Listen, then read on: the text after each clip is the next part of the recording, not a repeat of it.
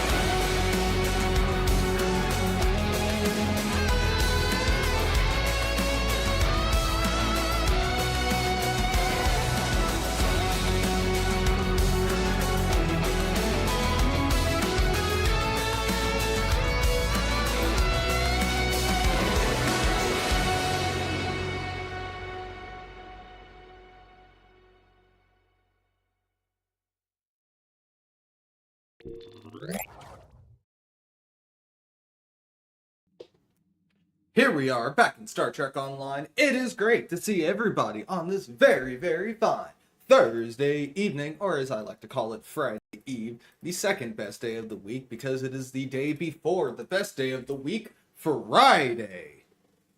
And boy, do we have stuff to talk about because we've got new lore. All the stuff is coming together now. And we also now know why Flowhead is specifically looking at Kita stuff. Because that is the subject of our most recent lore blog here that I'm sure will come up when I switch screens. Aw.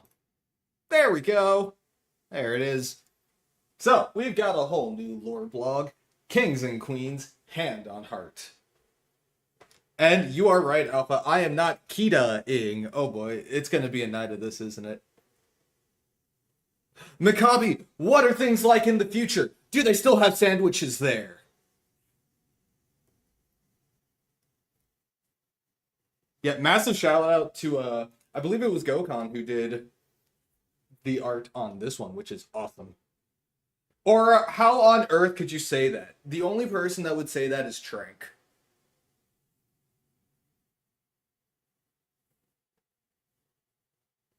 Wait, who, Rachel? Who are we trying to not summon? So, there's a lot to unpack in this lore blog. I'm going to go ahead, copy the link, and put it in chat here. So this lore blog is the key to the whole story arc. I seriously doubt that Kita will be the whole story arc, but I do think that the next expansion will be about Kita. Speaking of which, first thing we're going to do is dissect this image a little bit, because there's some interesting stuff here. So first, we have the Kita room. I don't know what better way to name this thing. It is the Kita room. It is a room with a bunch of Kita shards in it. But I think even more importantly than that is the little detail on this console right here. We're going to use the zoom and enhance cliche. That right there is a screenshot of the in-game map from Star Trek Online. More specifically, it is... See if I can find it.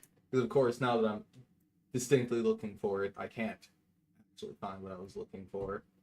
But the important thing is it is showing the Kittimer system. I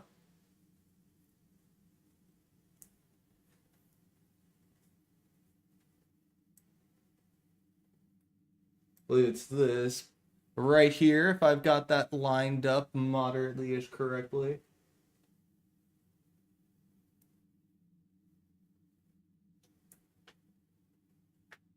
The Kittimer system. Oh my god. Ha ha ha.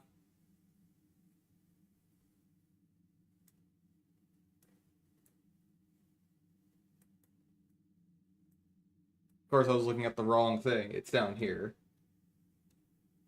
Whoopsie doodles. Hello there. But it does appear to be showing the Kittimer sector. So, we're going to dissect bits and pieces of this lore blog first and sort of work from there. First, I think we should go over where they said it was going, and then we're going to circle back to some of the more interpersonal things that happened in this blog, because those are also, in my opinion, very important to my theory that Chara has already heard and absolutely hates me for.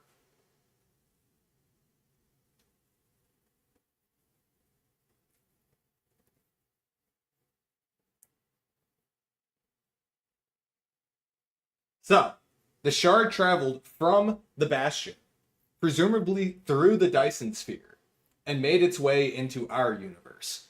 So, whoever stole it from the Iconian Dyson Sphere, used the gateway inside of that Dyson Sphere, and left that way. So we've got that shaken out now. It left from the Juret system, went to the Harith system, and then went from the Harith system to Drozana, which is really interesting why anything would go to Drozana. That makes me think that that was another place it was stolen in this whole thing. I love Taco Bell.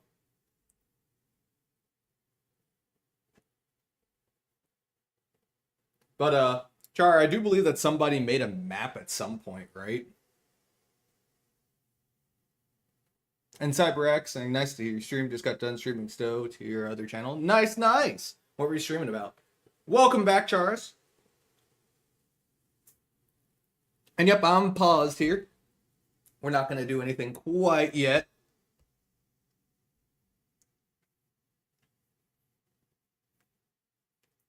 Also, which mention was that, Maccabi? Taco lore. I must know the story of the taco. How did the taco come into being?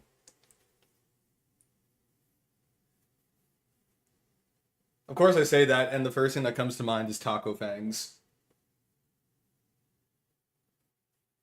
Nice, nice. The Dudersod is a great ship. And you are absolutely right. Taco Fangs, also known as Tumera Boy, Nick. He was an environment artist with Cryptic. He is actually he's the one who did the alternate reality Dyson Sphere. That was him. He also did the new Soul Station. He worked on the Universe class. He also, I believe, did a lot of the work on the interior of the Axiom mission. Someone on Discord mentioned that we don't see much about Kittimer, and Flo said, interesting, and made a weird comment. Ah, well, it does seem to be returning. So, what's my take on the whole Bertrand and Varunte flirtation vibes? You know, Looney, I think it's really funny that you mentioned that. Stay tuned, because I have a theory. And Maccabi, very true, one of the bigger things that Nick worked on was the 2410 Federation ground kit. So all of those cool tan and red hallways that we've seen since the new interiors on the USS Inouye, and the Yorktown Bridge, and the new Miranda Bridge were all him. So, like I was saying, the Shard seems like it went in every which direction. It left from the Jure system gateway. So the idea that it was stolen right out of the Dyson Sphere and flown out through the portal, through the gateway, is very much in play now. Went to the Harith system, and then went from Harith to Drozana, which, I hate to say, it probably means Madron is involved somehow, because of course it will be. So I agree with it's probably been stolen by multiple parties, unless this is all a bunch of subterfuge to throw us off. Which leads me to my theory. My theory of theories. Going back to the other side of this, the interpersonal relationship between Bertrand and Varunte. I fear that Varunte has something to do with this key to Shard being stolen. We didn't see any ships enter or exit the gateway, and we had Kumarke on the other side. The only ship that came through was the Riscata. And I don't think that Kumarke stole the key to Shard. I really don't.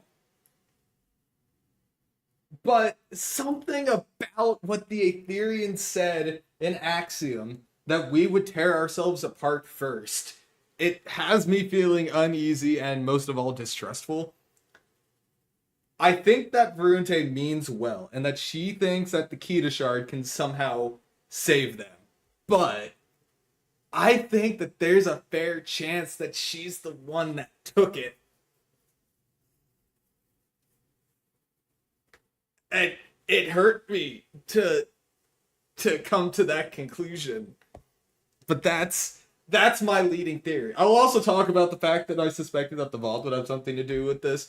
For those of you that haven't seen yet, the next event campaign thing has been teased on the event tab here. Let me cut back to the gameplay. And it is a vault event. I'm just saying, it seems like a weird coincidence. For real, Pax, but like, think about it. It makes perfect sense, right? Varunte thinks that having the key to Shard will help protect her friends. Like Kumarake. So she takes the Kita. And, Muak. The new art was not Adria. The art at the top was done by Gokon Cameraman. I might be mispronouncing that, and I'm sorry if I am. Karaman. Might be Karaman. Oh, the Voth art. Okay, yeah, that might have been Adria. Gotcha. Yeah. Yeah. I thought you were talking about the new lore blog art.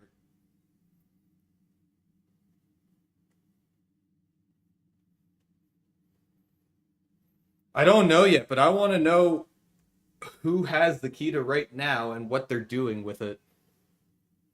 And I think it'll be sooner rather than later when we find out. I mean, I feel like this basically confirms that the next mission is going to deal with Kita, which makes sense because what was the lore blog that was right after Axiom? It's us dealing with all of the other issues before putting all of our attention to finding the Aetherians because the galaxy is basically on fire. This is one of those things that we need to take care of. But I'm just saying, somebody had to have stolen the Kita.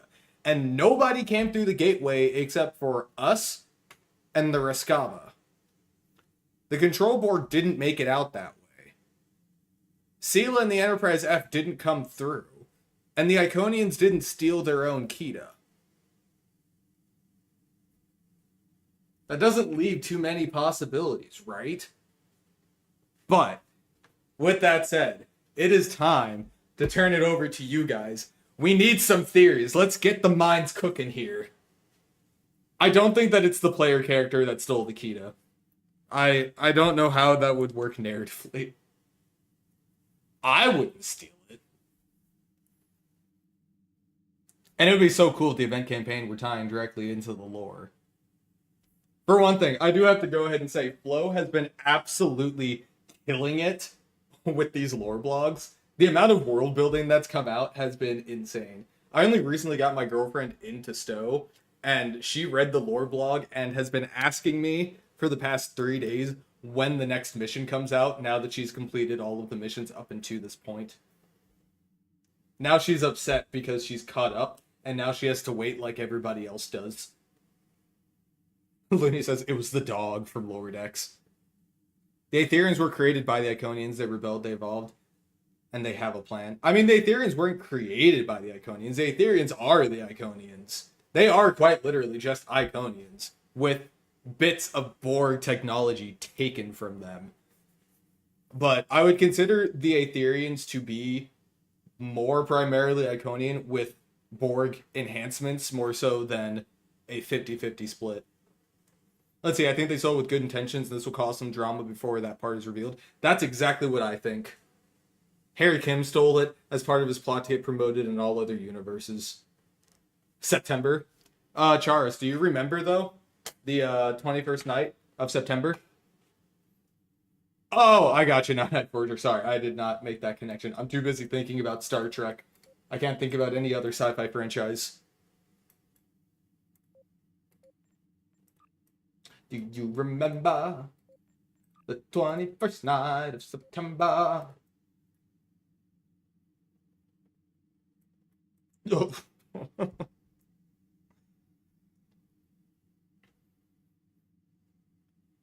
But now we know.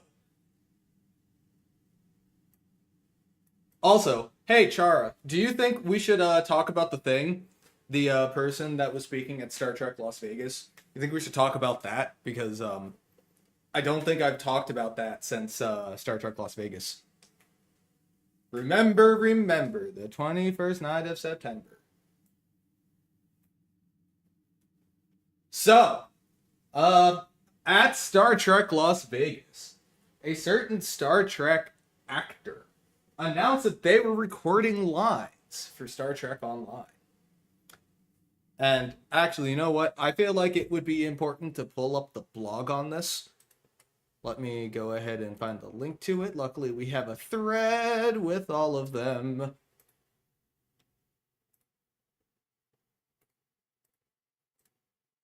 Oh, this is very stupid. So, from this blog, you may recognize that we basically talked about all the characters here. We have Hugh here, but should have been worth noting that there was another hologram attending this meeting. Jerry Ryan has been recording lines for Star Trek again, so it sounds like we might be seeing her sooner rather than later. And this leads into my previous hyperfixation about things. Who was Hugh contacting in the lore block? New theory. 7 of 9.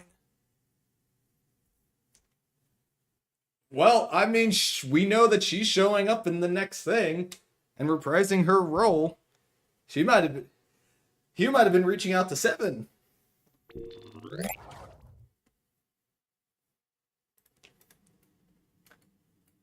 I am not upset about 7 of 9 showing back up. Gary Ryan is awesome. I'm not sure what they're going to do with that.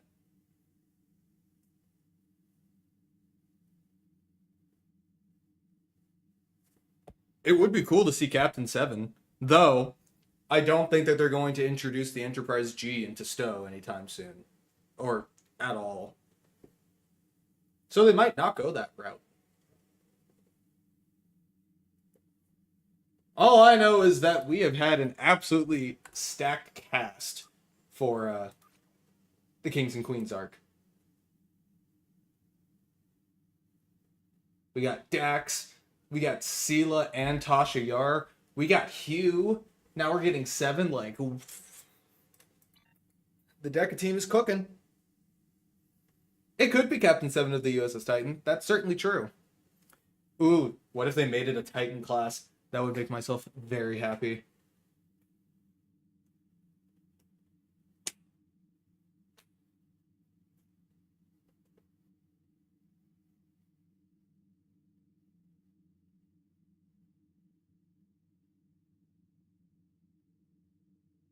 And that's true. What if 7 of 9 has the key to Shard? Why would 7 have it? Why would the Fenris Rangers have it?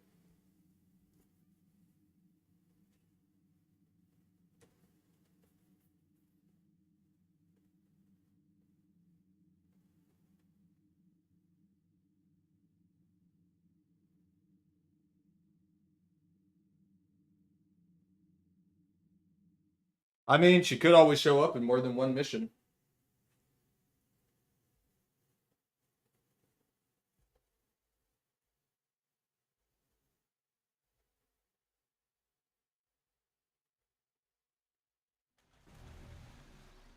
That's fair. Just know that it's always a possibility, Charis.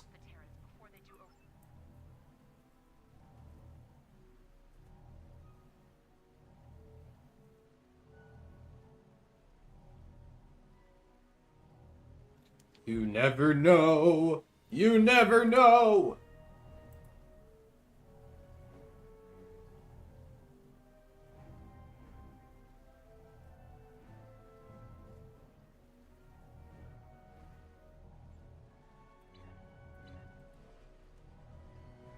See? See? Night Forager, you're getting it. And thank you. Thank you, thank you. I'm so glad that my head isn't completely crazy. It's only mostly crazy.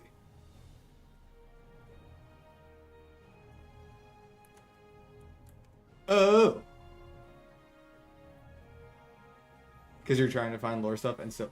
Yeah, I do wish that so did background audio too, Maccabi.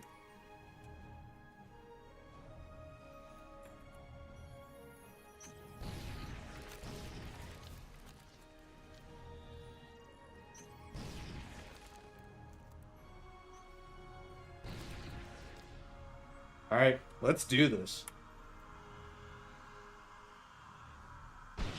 Even Quinn?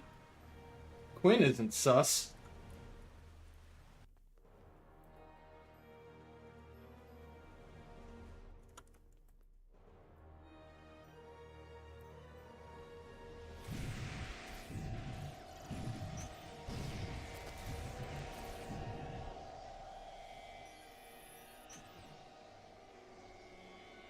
If they're going for sleeper agents, they would be perfect for it.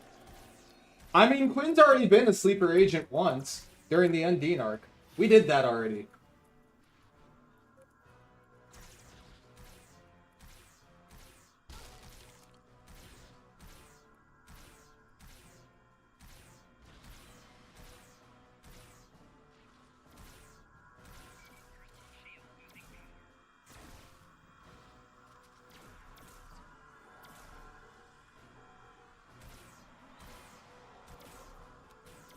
Wasn't Quinn also very briefly a Undine? Because we thought we were saving him on ESD for a short period of time. Or was that just Egg the whole time? So, hey, Tactical Officer, can you not shoot at my spawnables, please? Thank you. Oh, gotcha. It's been so long.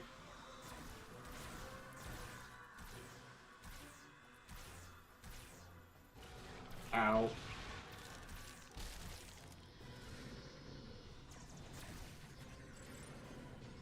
There was a fake Quinn, but he wasn't a sleeper agent.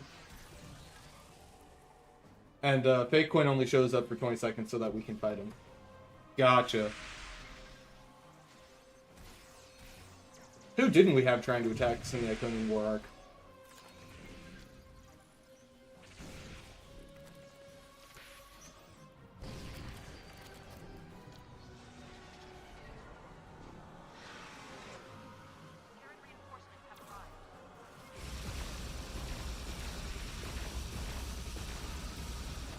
I do hope we see Van Zyl again at some point in the future. She's cool.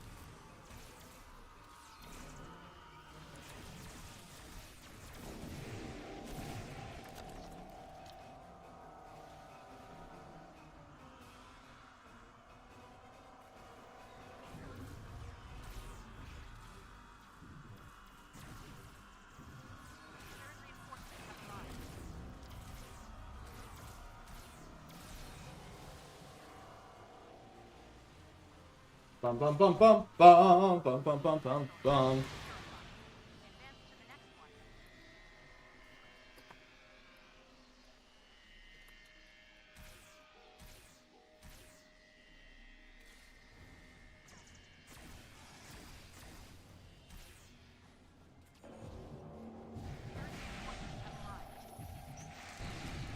Boom. Boom. Bada boom.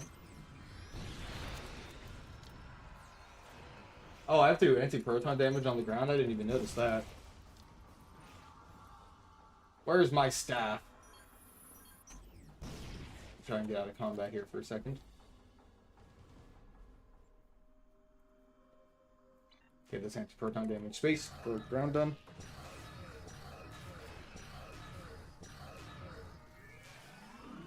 I mean, it's kind of understandable. I will say, it was especially insane that they didn't know about the Aetherians until we told them, and they had just kind of been out of the loop on that. I bet they weren't particularly happy.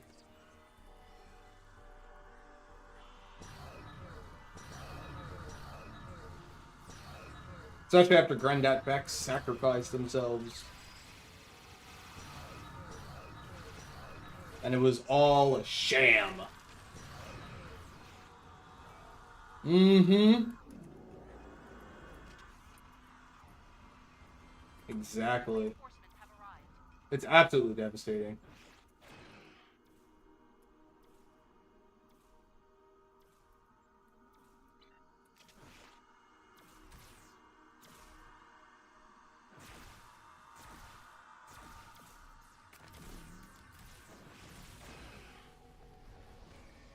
Kamara K and Lamarin are both paranoid about Aetherians. Again, I so very much hope that Kamara K had a vacation. Kamara K needs a vacation.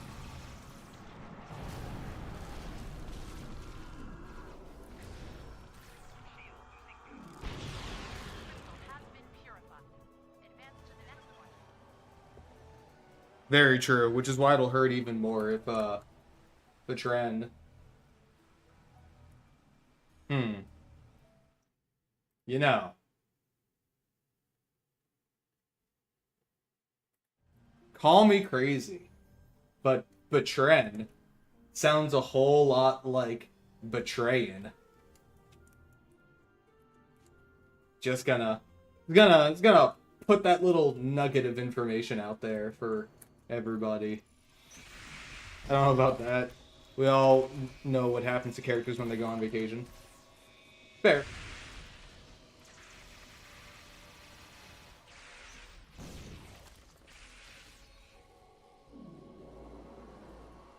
Yeah. I'm sorry to drop that theory on everybody, but I have to suffer with it, and now so do you.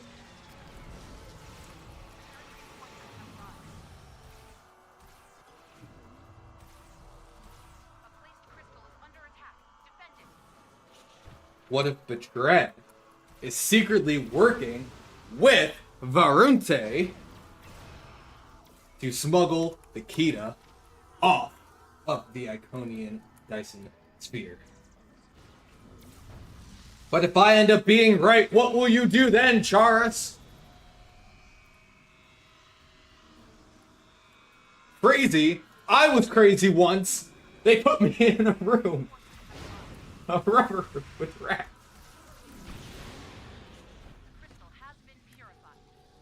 What are you gonna do? What are you gonna do? What are you gonna do?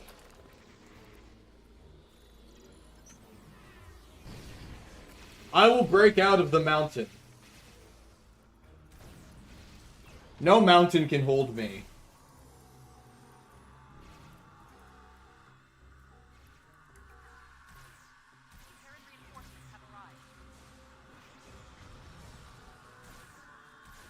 Nice. What are you gonna get, Josh?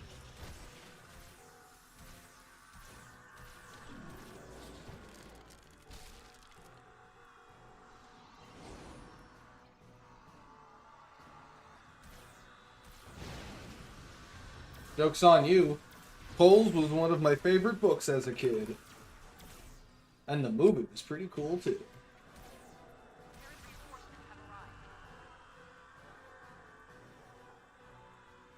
Oh, nice. Oops, I clicked the wrong button. Did you do it for experimental power redirection?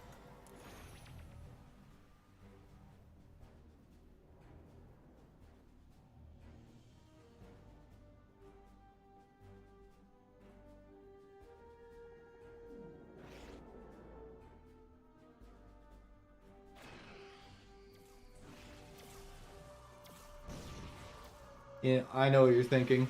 Did I fire 6 shots or only 5? To be honest, in all this excitement, I've forgotten myself. So you just have to ask yourself one question. Do I feel lucky? Well, do ya? Punk! Hey, Chosen! How's it going? I am torturing people with my lore theories at the moment. I think that Varunte stole the key to shards.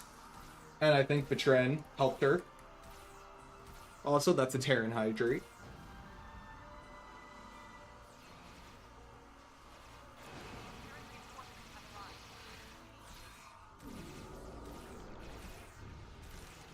Never!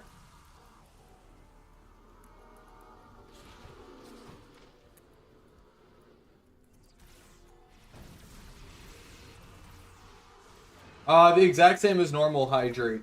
For some reason, there's a weird bug on Twitch where sometimes the Hydrate one just, like, doesn't work. You know what starship you should replace your Odyssey class? Why replace the Odyssey? It's already a pretty good ship.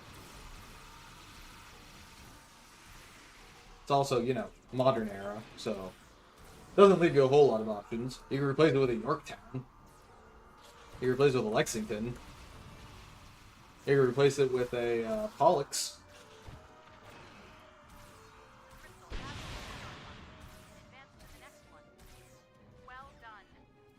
Are you just gonna walk through? Oh boy, the Terrans are retreating. That means we won.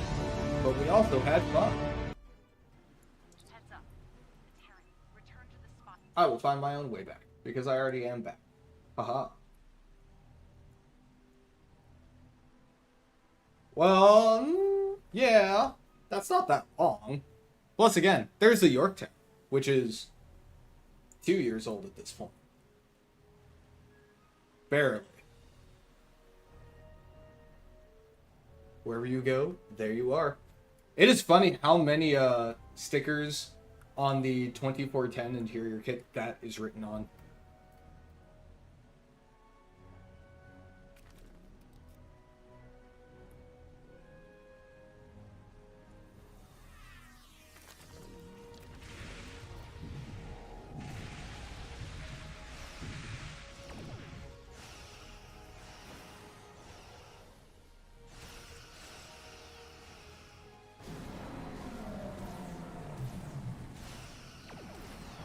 I don't know if the 7 Stitches in Time is written anywhere. I haven't found one yet. Alpha remembers I did a fair amount of just digging around the 2410 interior looking for Easter eggs. And there are a lot, as it turns out. Like, a lot.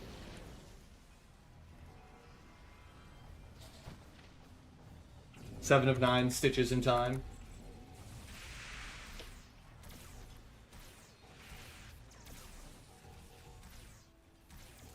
I miss Captain Rios. I started thinking about 7 of 9 time traveling, and then I remembered Picard Season 2, and I remembered that we lost to Rios. I miss Rios. That one is definitely written on one.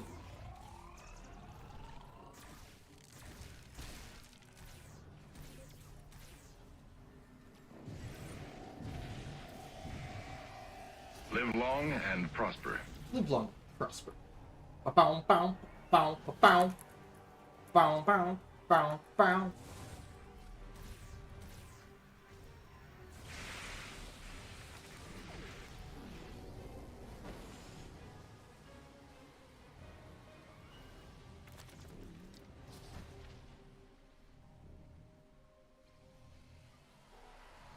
You kind of want to see Seven and Rafi in their own rom-com.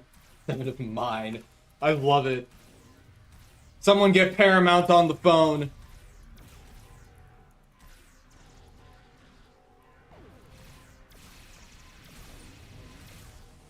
That's fair. Rios was such a cool captain, too. He's dead, Jim. I want Rios back. Give us Rios!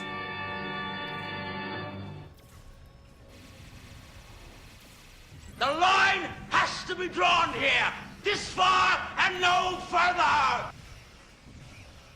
Oh yeah, Josh, you would probably be a fan of my latest Lexington build.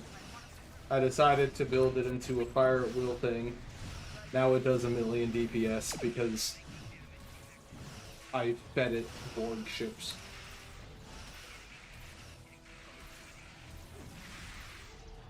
Well, it's done 2 million, but that's with Hellbore, and I don't think that should count. Looks like the Terrans have given up, at least for now. My team and I will continue to observe. If we detect any further... No, not my little Jamestown model! Why would you do that?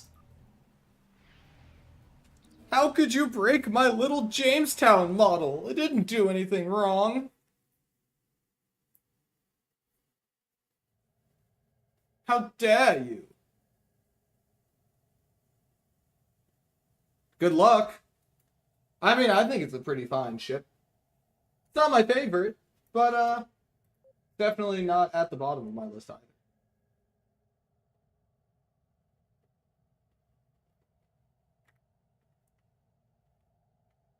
Chara, I'm going to remember that. Though, if it makes you feel any better, I guarantee you that Pundus loves the fact that you would stomp on a Jamestown model. I think that he hates it.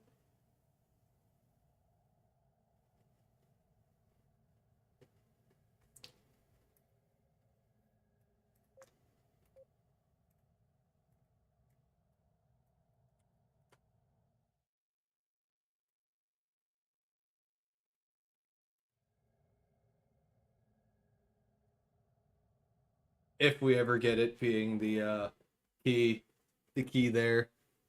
The key, duh. Ha ha! Ha ha ha ha ha!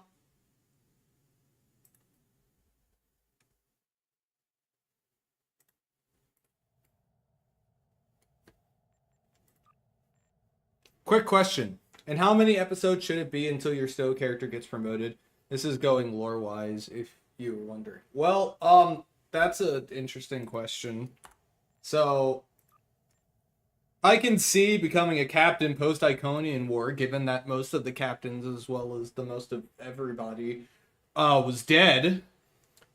So, post-Iconian War, I can see you becoming a captain by then, easy. After the Klingon Civil War, I could see you becoming an admiral, given that probably a good amount of admirals died when the mycelial rift got opened up on Kittimer, and there were a bunch of Starfleet people there, too. Chara, I wonder who killed off all of the captains. Now, let's think about that. Should I also call you by your other name? Lamirin? Hey, where's the cat?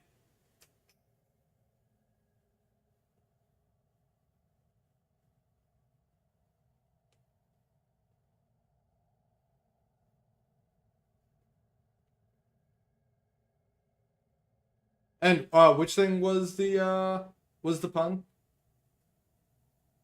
Taket is taking a break. Where is Jim Puck? I don't know, but probably two separate places. As in, Jim Puck is in one place, and Jim Puck's arm is probably in a different place because it was removed from his person. I mean, it was kind of like it was a little bit your fault, Lemirin. Just a little bit.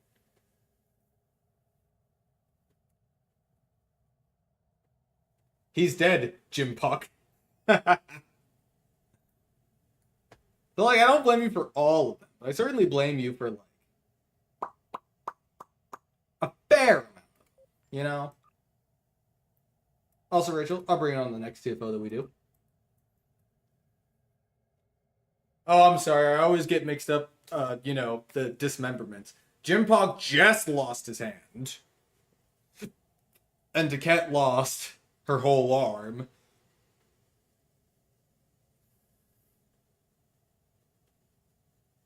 You know, the Iconians, knowing, like, all of Klingon and human history, must have been so confused by that. Imagine you're Taket, and you get attacked by this clone of a legendary Klingon who was alive thousands of years ago, and dude basically just walks up to you and chops off your whole arm. I would be pretty confused if that happened. Like, imagine going to the other Iconians and being like, the Primitives cloned, like, their savior, and dude bro chopped my arm off. Like, that sounds so silly when you think about it. Honestly, Taket was pretty valid in being pissed off the entire rest of the war. Like, if that happened to me, I would be pretty mad too.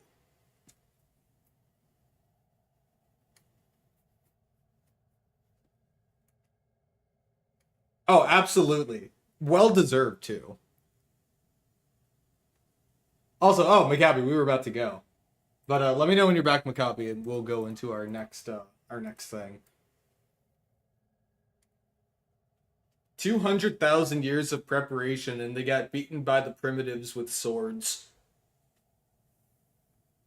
Absolutely insane ball drop.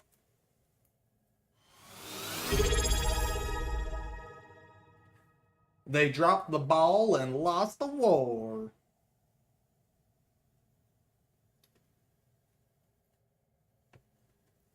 Ooh.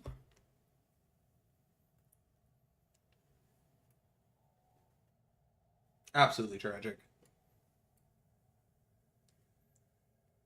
You know, it isn't tragic. The way this starship looks. It's pretty incredible. Someday, I'll be able to type this in, and something will come up. You're just mad that Odyssey classes were whooping the butts of your starships. Alright, let's launch. Alternatively, if you guys had better starships, you wouldn't have lost to a bunch of Odyssey classes. I'm so sorry. I do feel almost a little bit bad. That was a fantastic warp out, by the way. Solid 9.5 out of 10.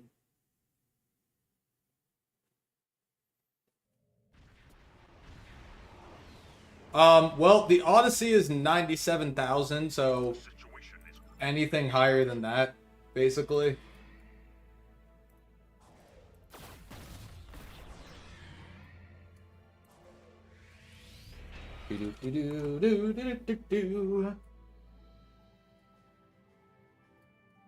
Alrighty. Try to keep up. Let's do this. Somebody's jealous.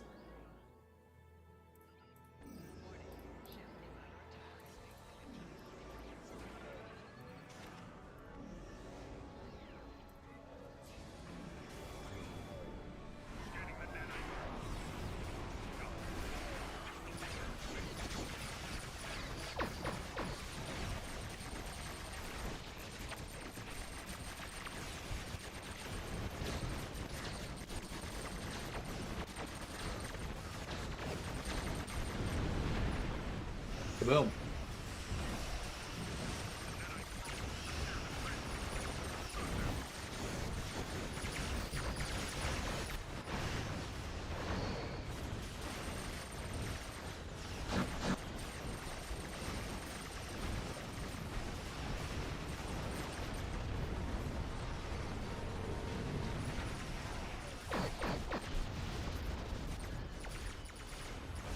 Open fire.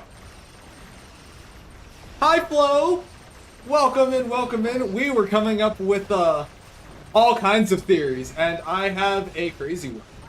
I think that Varunte stole the key to Shard.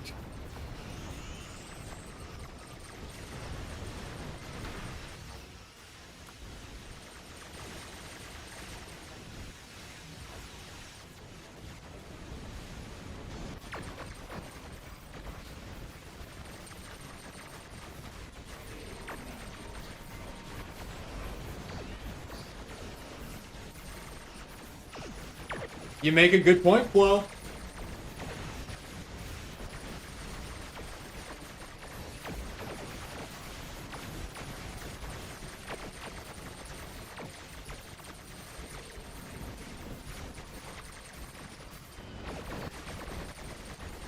I can check that in a moment. Holy crap, how am I alive still? I have no idea how I survived. Ha ha ha! Wonderful. I was for sure thinking I was going to die. Oh, thank you, Alpha. USS Sovereign is 73811. That was fun.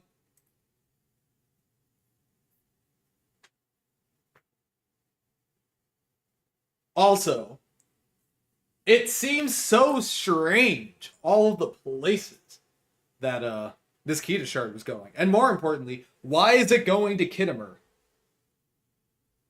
It is a very, very, very strange place to decide to move a thing that can be used to open up portals and gateways and stuff.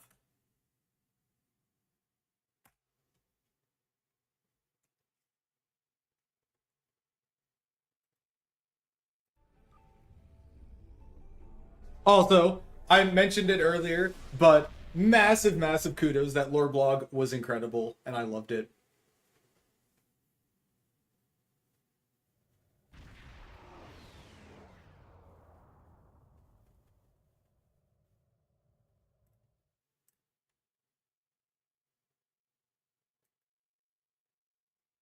But hear me out. Hear me out. I think that Betren was in on getting the key to shards out of the Iconian Dyson sphere. Betren sounds like betraying. Boom. I used 100% of my brain power for that one.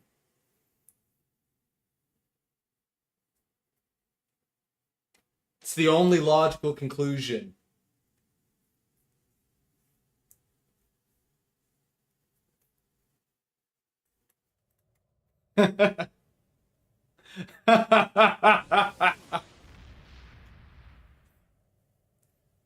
I wish Kumar K would steal my key to shard. Oh, good heavens.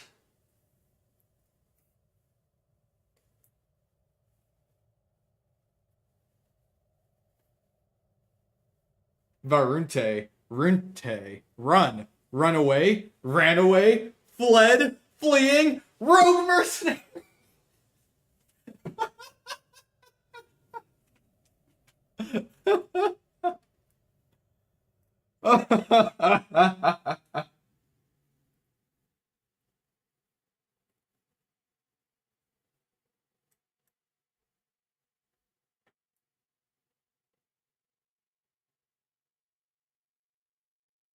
Now I've gorn and done it.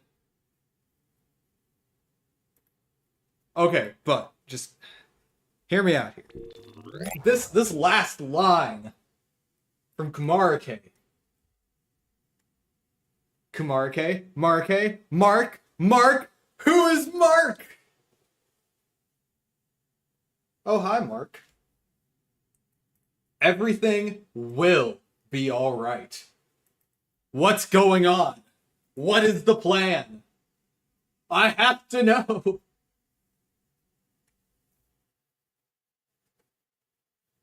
They put their hands on the world heart and stole it. Yes, thank you. Somebody gets it.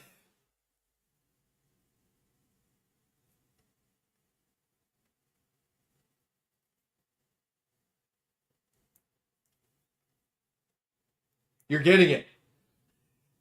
People are understanding. Yes. Oh my gosh. That's who Hugh was communicating with. Janeway's fiance.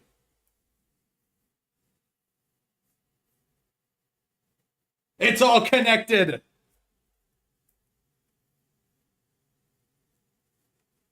But this hurts so much.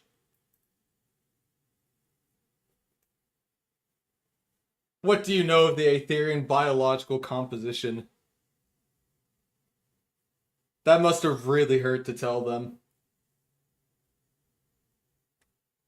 But more importantly, here's where another part of my theory comes.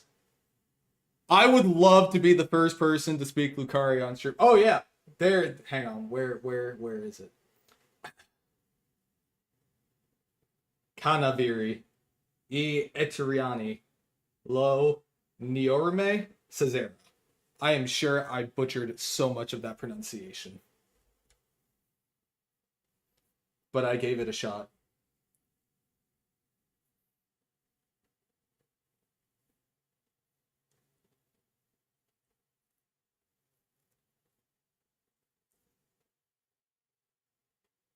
There's so much to try and unpack here. Okay, yes. The Aetherians bypass their defenses, cannot make sense of their familiarity with all of our encryption, security protocols, and technology. The only way they could have figured out all of this is if they had somebody on the inside. Somebody was feeding them information. It was a long one and I loved it.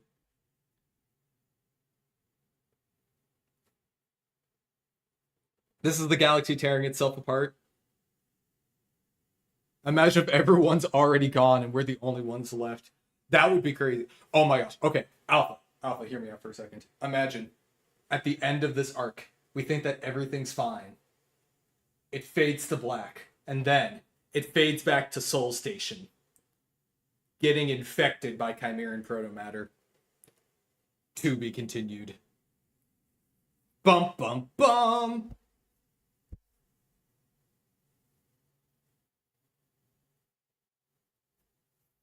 Welcome to the Average Endeavor stream.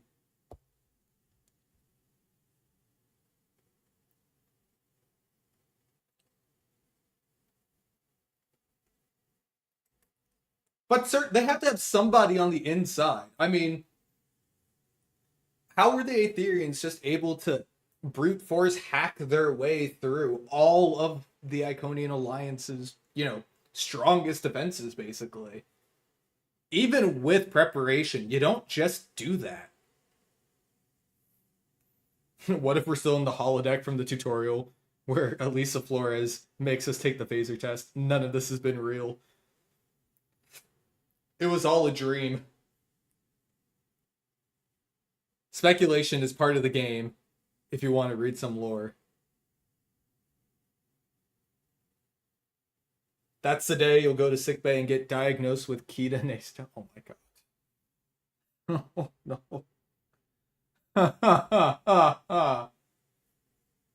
But I will say, if nothing else, the fact that this says, if I am not the one who delivers the shard, then I will personally make sure someone we trust does. So that feels like it's gonna be us then, right? It feels like that's it. We're gonna be the ones to deliver the Kita shard once it's found. Night Forager is just gonna go and eat some Kita beans. They have a backdoor, one of the other Lucari vessels. I wouldn't put it past the lore blog of assimilation of the Lucari has already happened. I mean, Maccabi, we do know that they were planning on fusing the Lucari very, very soon. remember in Axiom, they had a calendar date for the Lucari Fusion Conference.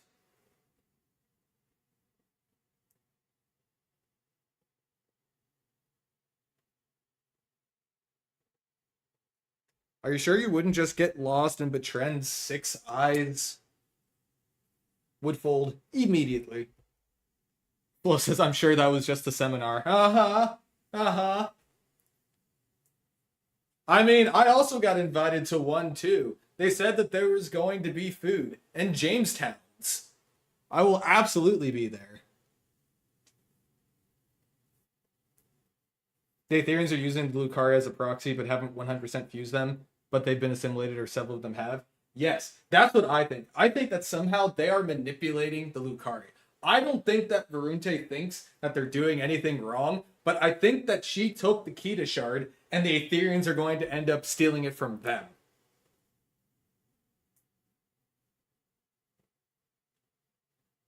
I am not an Aetherian. If I were an Aetherian, I would have told people about the Chimera by now.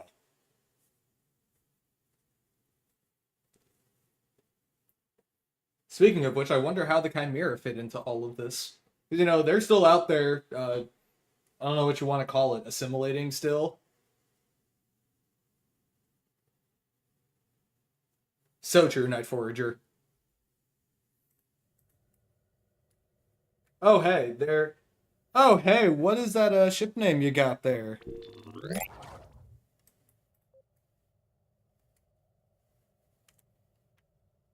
Also, Charis, I hope you liked the Iodon Dreadnought there I did. With the what's it's called? With the Vanity Shield. I thought it looked very nice.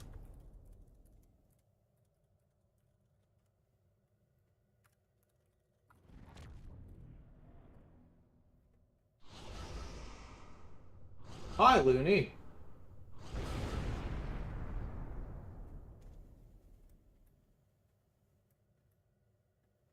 Alright, let's do one more TFO here and then we'll rotate out the team. Are you sure I haven't Gornan done it? You know, I don't mean to sound pompous here, Rachel, but I am Kita that guy.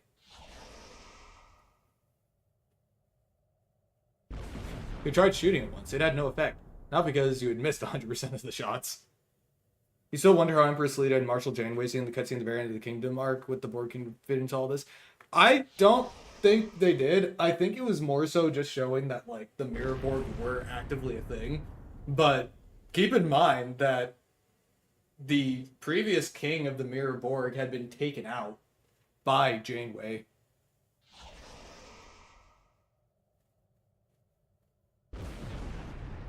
Hi, Alpha!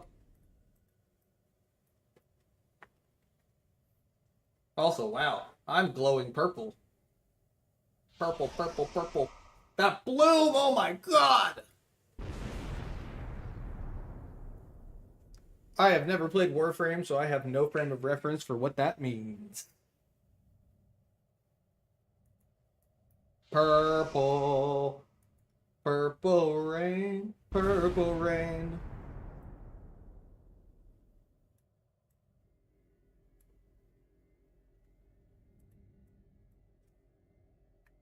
I've done nothing wrong. I don't know what you're talking about. I have been nothing but a good Federation citizen, causing no problems and no issues to anybody around me. I would never do such a thing. I contribute to society.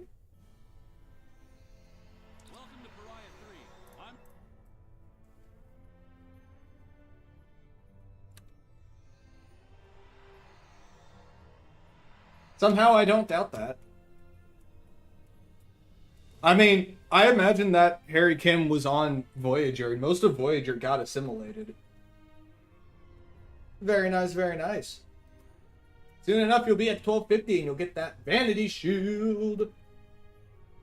I'm nowhere near it, but I also have actively not been doing them. I'm at 550. I'm sure I'll get there eventually.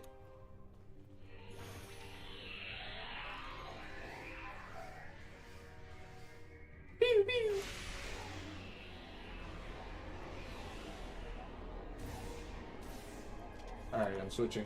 I'm switching to the bug zapper. You know, we got a platinum vanity shield for Cryptic's 20th anniversary. Maybe for STO's 20th anniversary we'll get a... I don't know. I don't know what's better than platinum.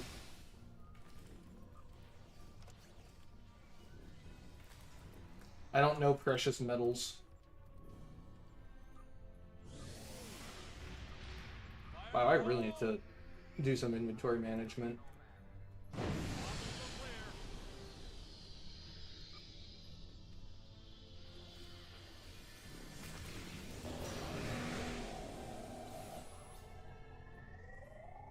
Wait up! I'd be fine with it.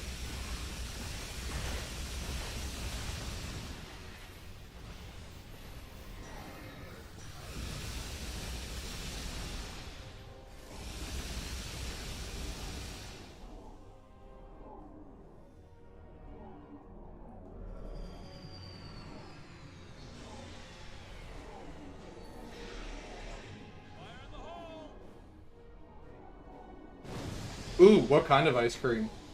I like ice cream. The world heart got nuked.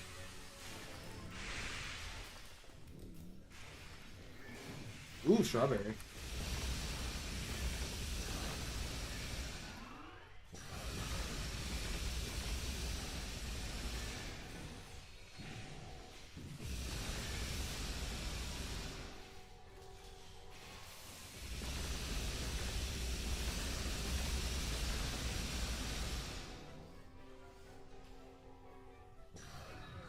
Sounds delicious.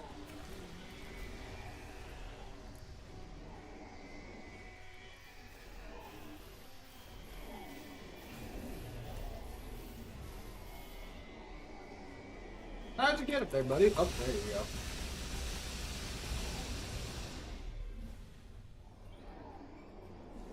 Kaboom.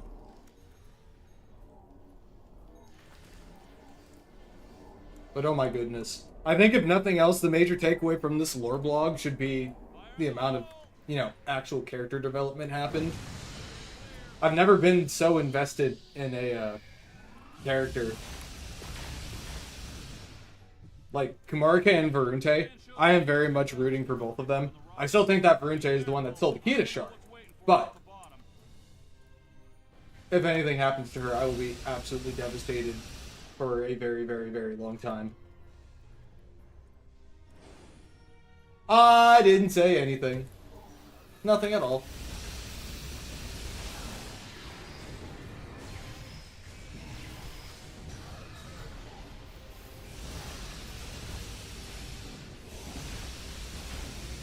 The Iconian Alliance has to survive.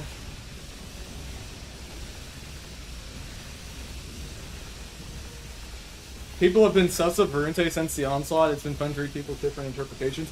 I'll be honest, I wasn't sus about Varunte at all until this lore blog. I still love her as a character, but definitely sus. Most certainly sus.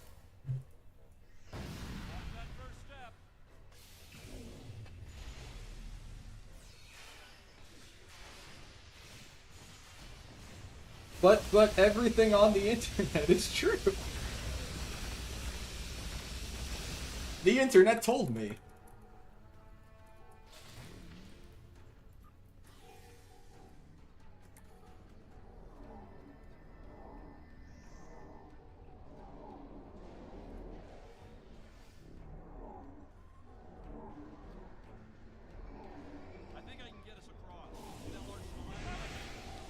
The chance is always there! Bright Eyes. We saw him after, we got assimilated. We definitely saw him after, what was the name of that episode? We saw him after Scorpion's Abyss at the end. I think that was the last time we saw Bright Eyes. The Philippines are probably thinking, we told you guys so. We warned you.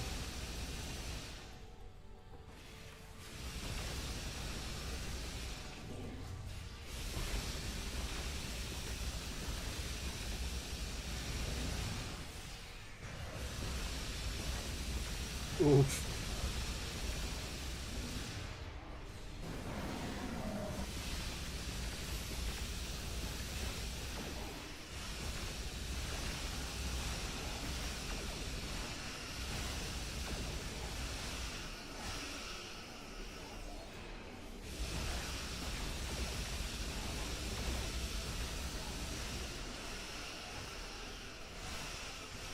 Hashtag buildings were right. That's also the name of the achievement we get in Axiom, isn't it?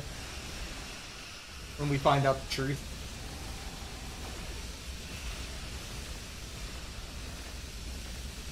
That was awesome.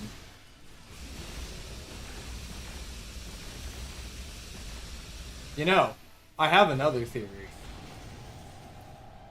This one is actually it is a reasonable theory. So, we know that Kita can be used to transport things across insane distances, and can potentially be used to open up vortices. Though I think its main purpose is it powers the gateways, which themselves aren't interdimensional, are not for interdimensional travel. It seems like the Aetherians can do that anyway, as can the Mirrorborg. But, what if they needed to move something a lot larger over a long distance? I'm just saying, so far the biggest ship we've seen is the Harmony. What if there's something bigger than the Harmony they want to bring through?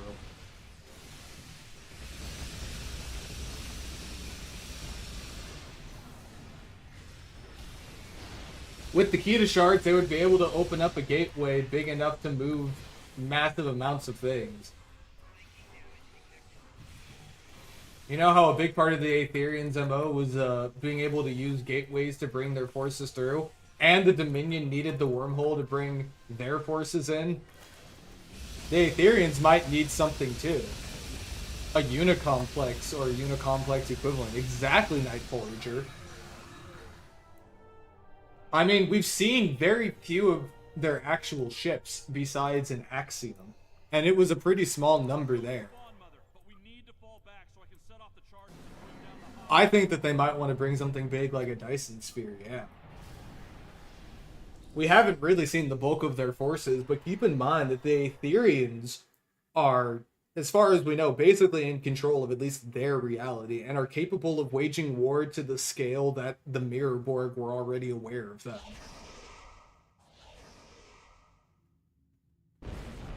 They probably have either a completely massive force that they're holding back because they can't bring them through, or they have a really small force and they don't want us to know. But I'm leaning towards the first one. But I don't think that they're going to be able to bring a large force through without Kita. Exactly, Chara. I mean, at their core, they're still Aetherians.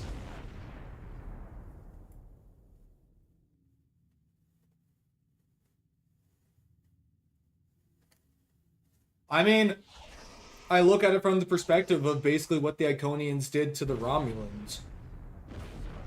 If they already knew that they were going to get screwed over, and they knew who did it, try to take them out early. Or take them out early / get revenge, depending on how your time travel loop happens to be running.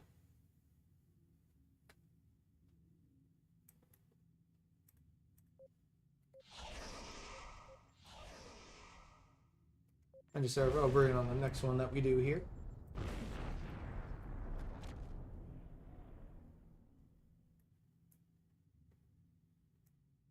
But yeah, I'm thinking that they want to bring something bigger into our reality. Something much, much, much bigger.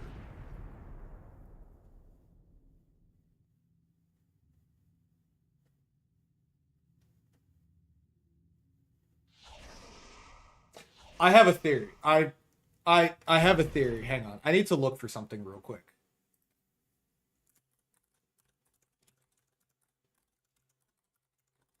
Question. Who designed the Aetherian ships?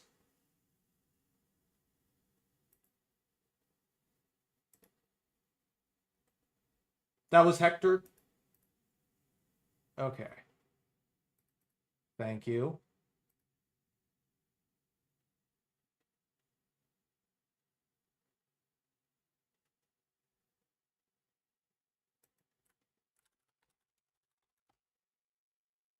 I'm looking for something. Yes, I do mean concept art.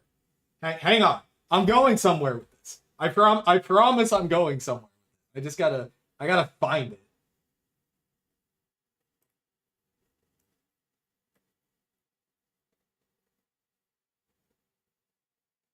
No, not that one. Da, da, da, da, da, da, da, da, da, da, da.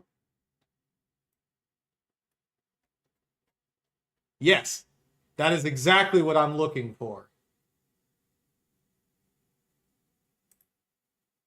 Of course, I can't find the thing that I'm looking for now, because as soon as I want to find something is when I can no longer find it, because, you know, it's got to be like that.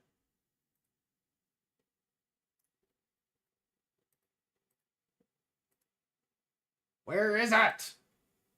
Why can't I find it now? Ah!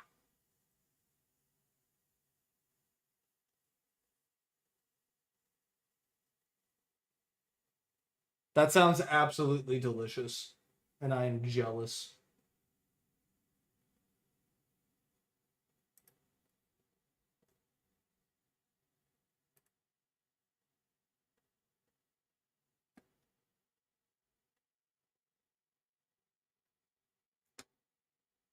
Okay, I 100% can't actually find what I'm looking for now. Devastating. Well, if anyone does happen to know the link to the Aetherian starship design concept art, please send it my way, because I lost it, and I am absolutely devastated that I did.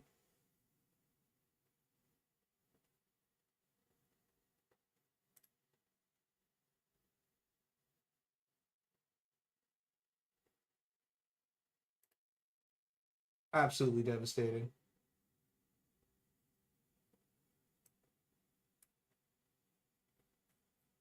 Oh well. I'll find it later.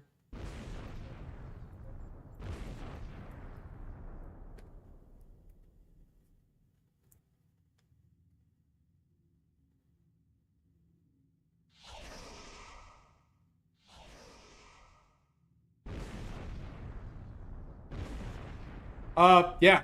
Wait. I found that Reddit link.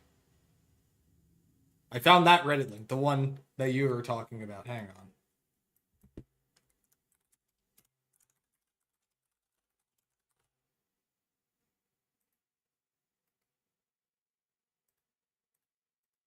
Yes.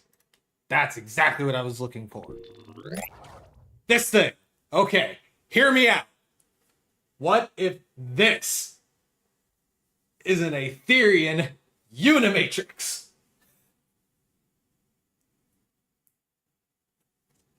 What if this is like a giant freaking dreadnought that makes the Harmony look small?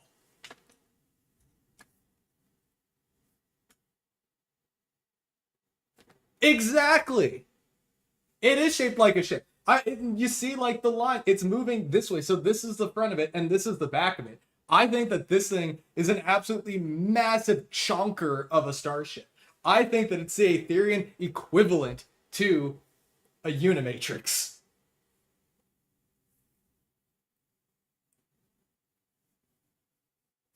And if we have to face one of these, we are absolutely screwed.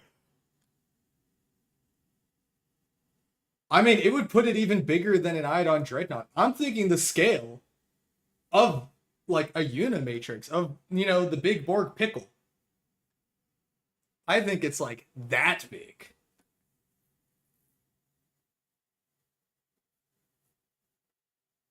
Next Lucari character. Shonkarke. The Harmony is the size of the bomb. I think this thing will be bigger than an iodine.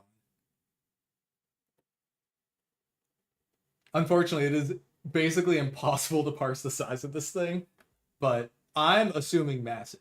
Okay? And here's my breakdown. I am using a lot of brain power in this. Okay, so we have the de-escalators. That's their frigate. That's their frigate.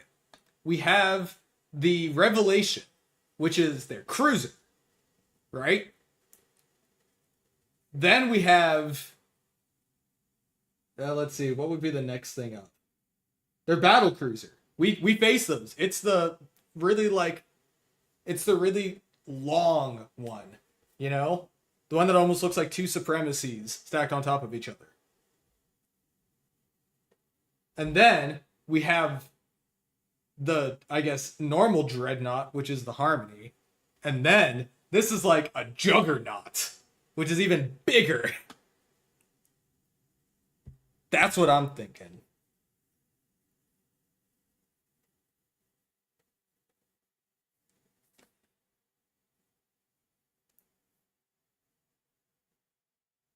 I'm putting pieces together here. The fact that we have yet to see this thing makes me think we're gonna see it eventually.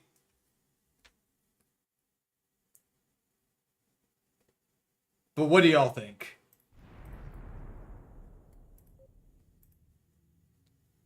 What if starships were to engage it, but the real attack was to come from the shuttles? Star Wars Death Star trench run style.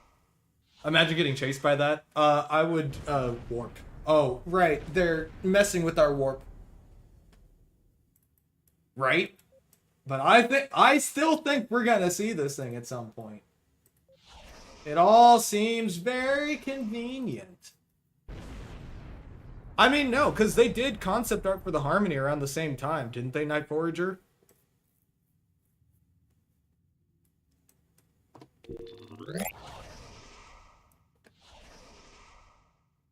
I don't even know how to begin to unpack.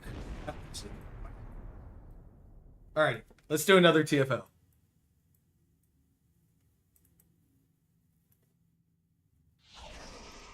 I don't know what a harbor ship is.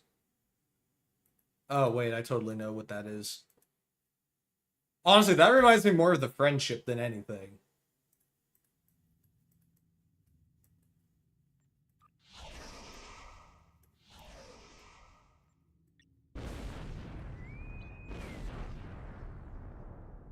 Who's launching mines and blowing stuff up?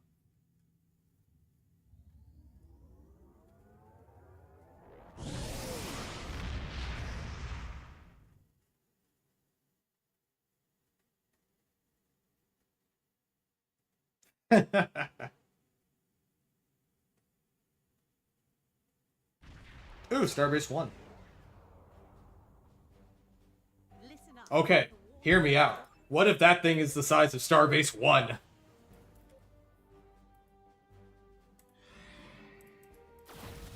What if? Also, watch me be completely wrong, and that's like an Aetherian fighter.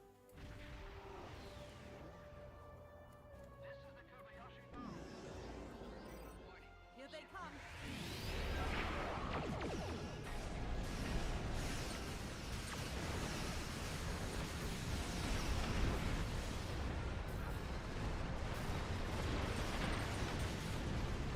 Firing cycle, hey!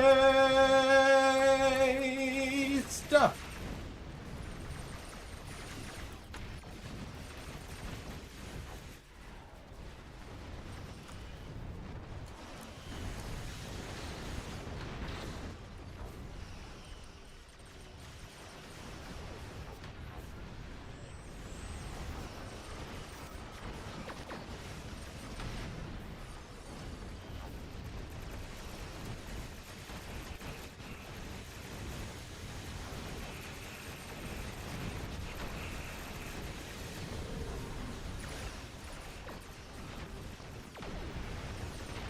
Gods, I love this ship so much. It's so much fun!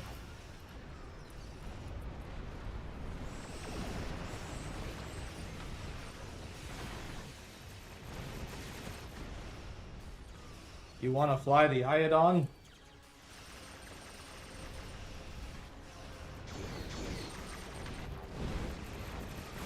Watermelons are pretty good.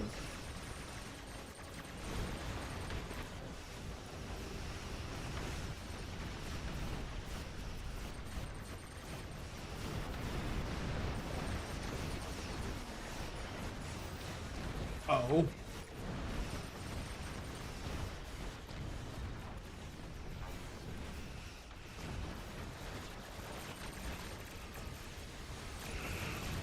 Yeah, I hope you're broad enough for the entire class. Devastating. Truly, truly devastating.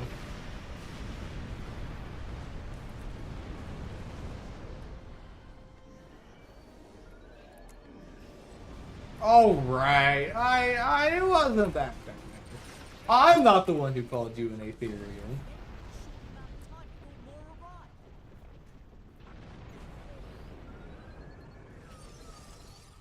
Bum bum bum bum bum bum bum.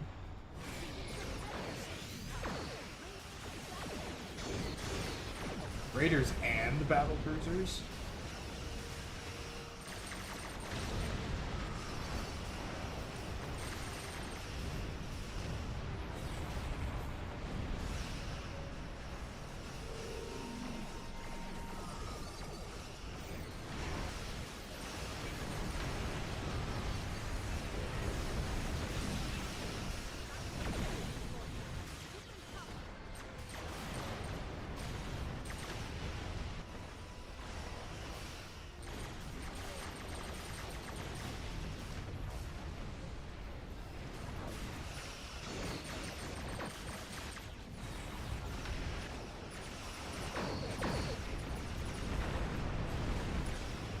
Power up and FP&A. Enjoy the haste, everyone.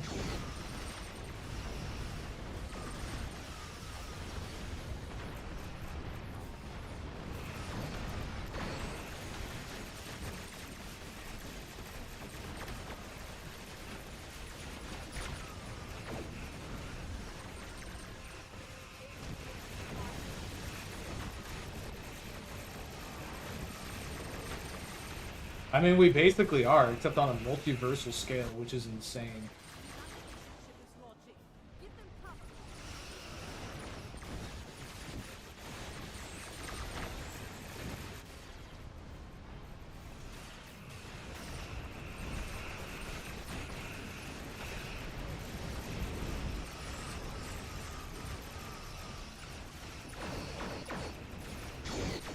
The galaxy is fried. Does the galaxy taste good fried? Also, I once again would like to state for the record that I am positive that Kita tastes like cherries.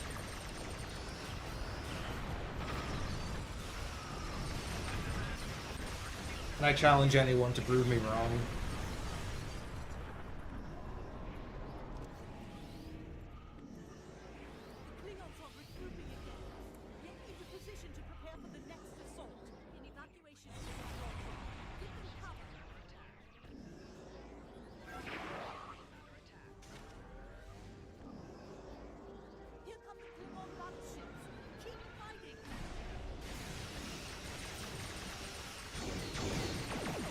Can't be fried, it's not Friday yet. Oh my gosh.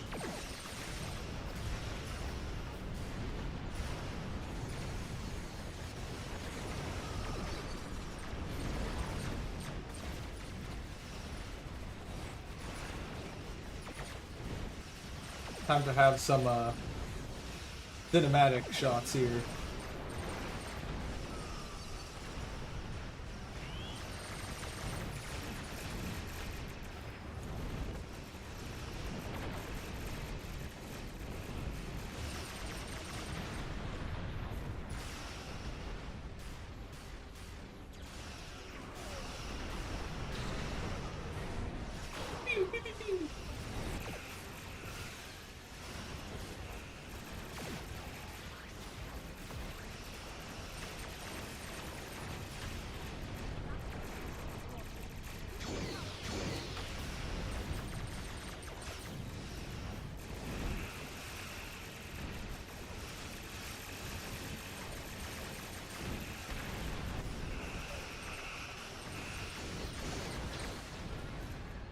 Uses transporters to beam all of Char's watermelons to everyone else. Yes! We all get watermelon!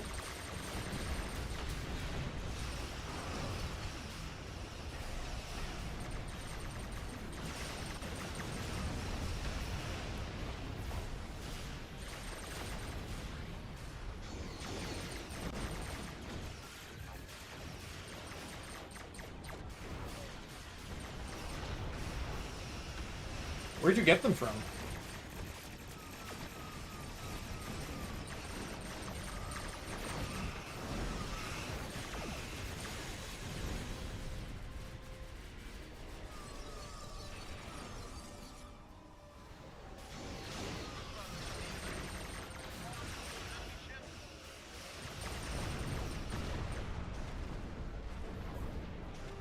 Kaboom.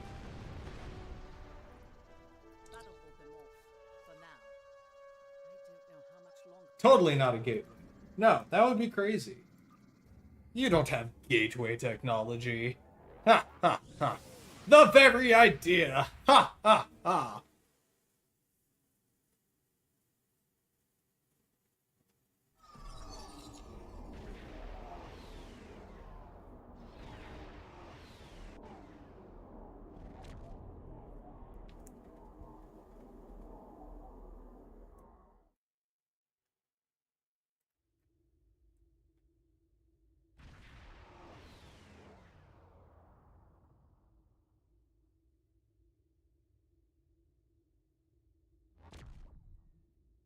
Bonk.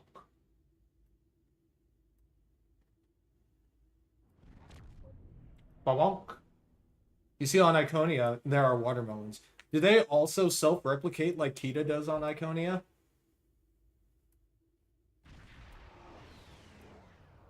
That would be really funny.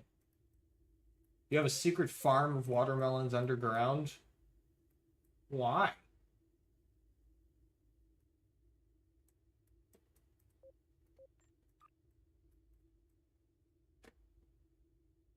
I mean, Iconia would have Kita, except it's, you know, been completely destroyed. The Iconian watermelons are so juicy and yummy and sweet. The watermelons rose up.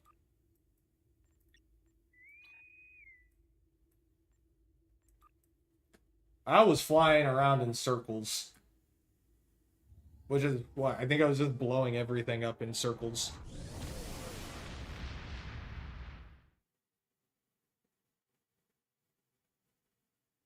Relevant question.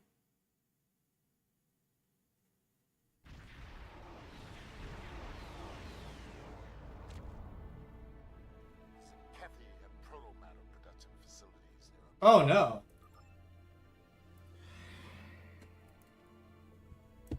Water lemon. Oh my gosh.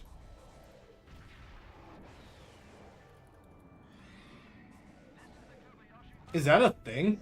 I've never tried. I need to know if that's actually a thing, because I will try. But I need to know if that's actually a thing. It sounds like it could potentially be a cool thing. Okay, I'm gonna try it, but if it tastes bad, I'm gonna be really upset. You piqued my curiosity with that one.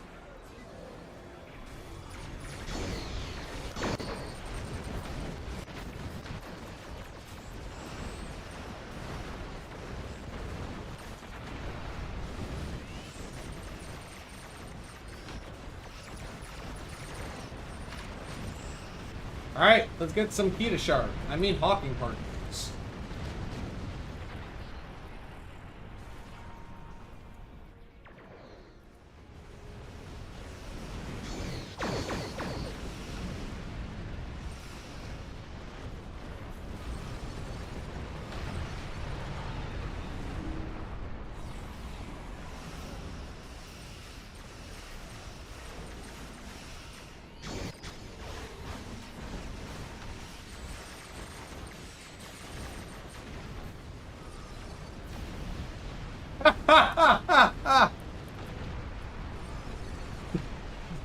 Did I say Kita?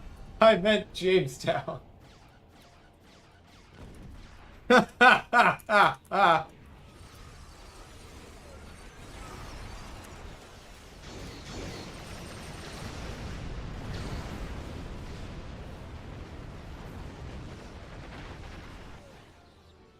That sounds delicious.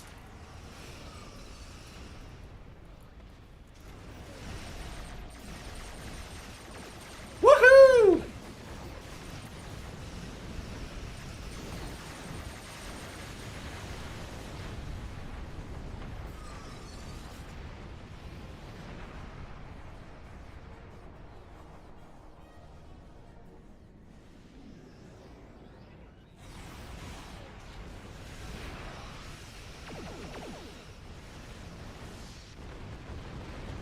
Alright guys, I need some speed. I'm gonna show you all a move I learned at the academy. We call this the black hole slingshot. Woo! Oh no, oh no, oh no, oh no, oh no, hang on, hang on, hang on! Come on. Please. Ah! Ah! Ah! No! No! No!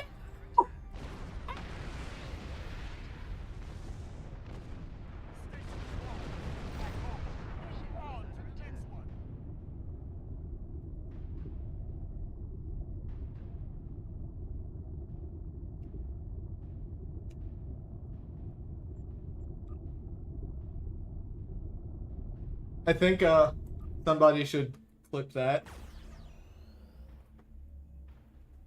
I think that is a very clippable moment.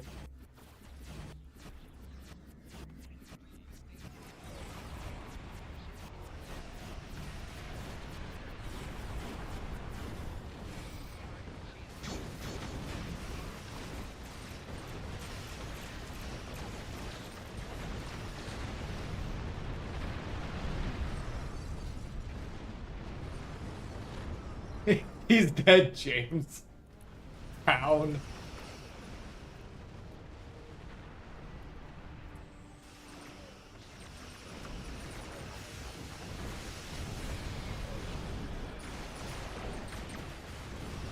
I wonder what could have happened there. I wonder if we've pieced together that the Aetherians have screwed with all of our ships. Ow. Oh my gosh, I almost died. That would have stunk.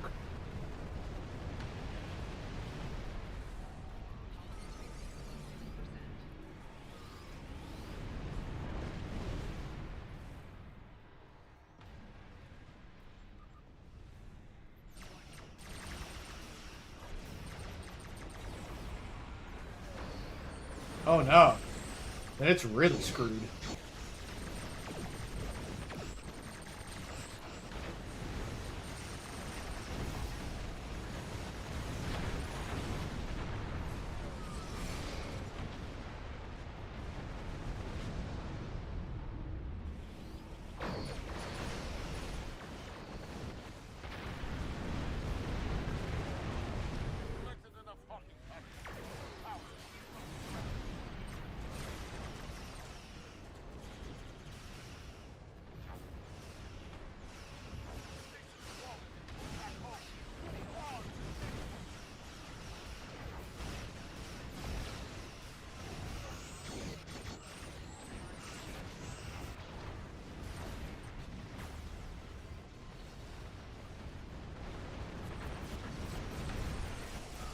That's true. That's a good potential solution.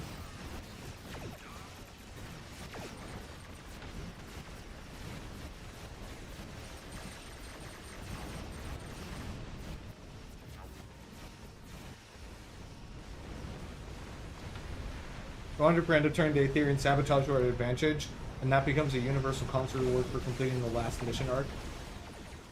Oh, an EAD console? Oh, I didn't pick up a Hawking particle. Oopsies!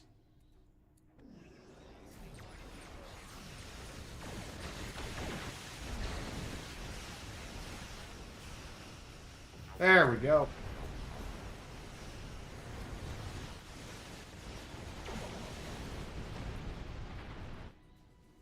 Hey Josh, please help grab Hawking Particles. We really don't need to guard the Jupiter. These things are not going to do enough damage to kill it.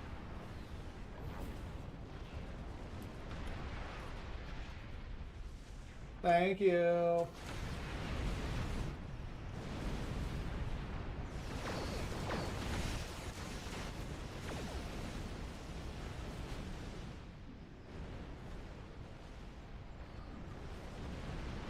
Let's go!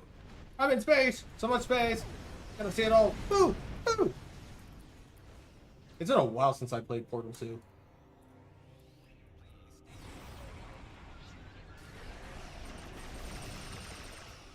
I have no clue.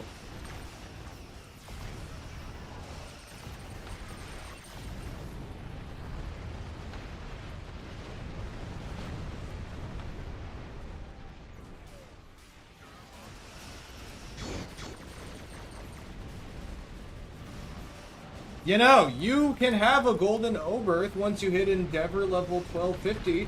The Endeavor Vanity Shield does add a very nice golden look to a starship. It's quite cool.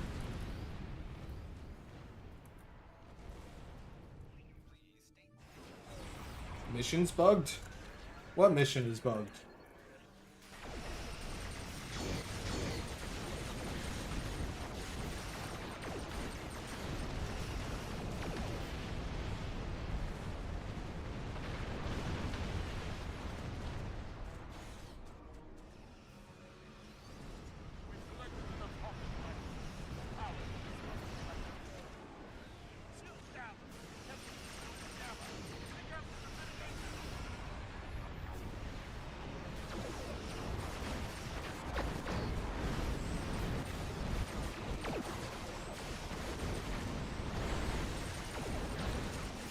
You crashed the ship?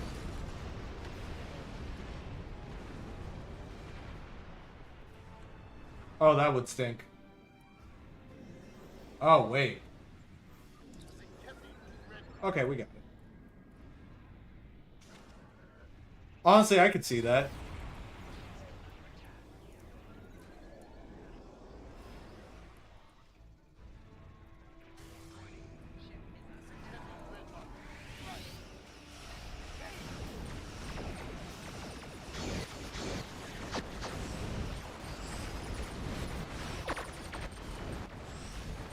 The Zinkethi fleet is gone. Where did it go? I don't know. But it's not here anymore. It has gone away.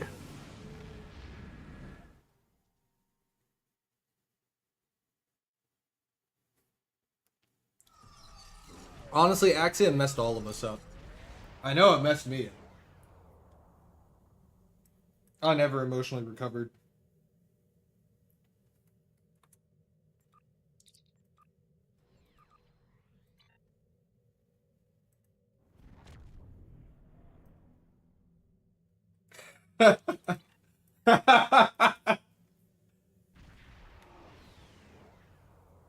Valid. I still remember the look that our captains gave Hugh when he showed us the data. We didn't want to believe it. They were helping us. But it was all a ruse to get us to trust them.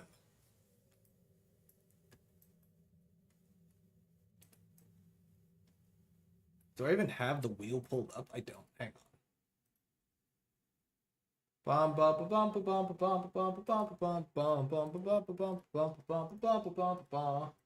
Oops.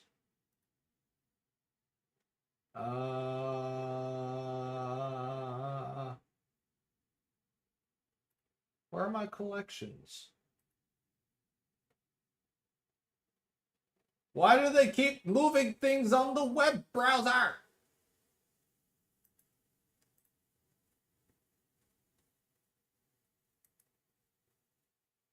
Where did it go?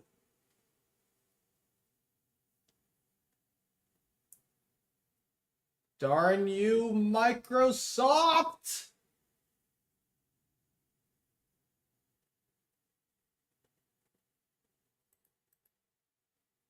No, in all fairness, I haven't the foggiest idea whatsoever where my collections bar went. Which is a shame because I need that.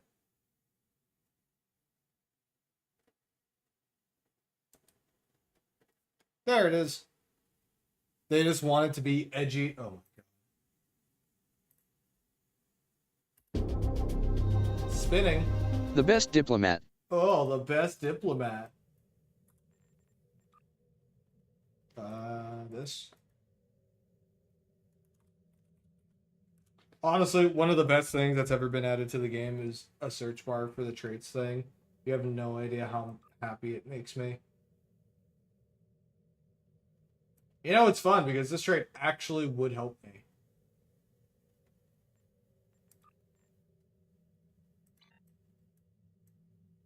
So that works.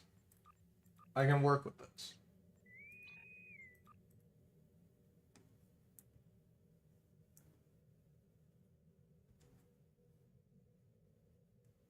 But yeah, there is a lot to unpack from that mission. Honestly, my problem isn't with Windows 11. It's that Microsoft Edge happened to change where the collections button was for some reason. I don't really understand why they changed it. I find it very annoying, but, you know, whatever.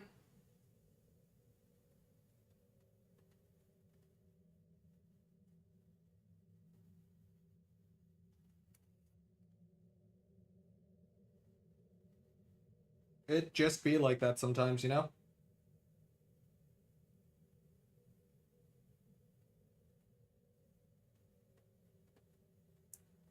Feel sorry for PlayStation users who can't get a PlayStation controller with a keyboard.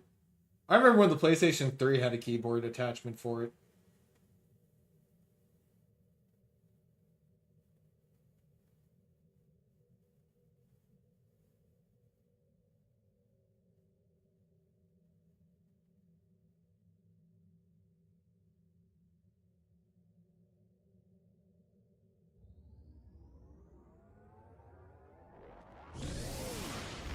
And I don't know. I have no idea if one did. I just remember that there was one for the PlayStation 3.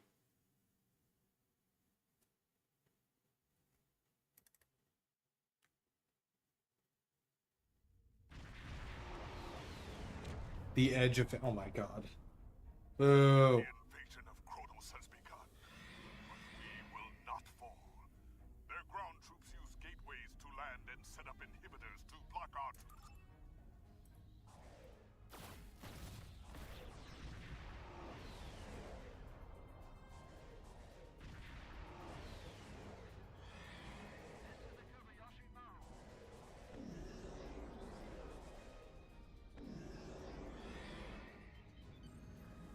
Young wolves and iron lords to battle! I do remember Linux for PlayStation. We peaked.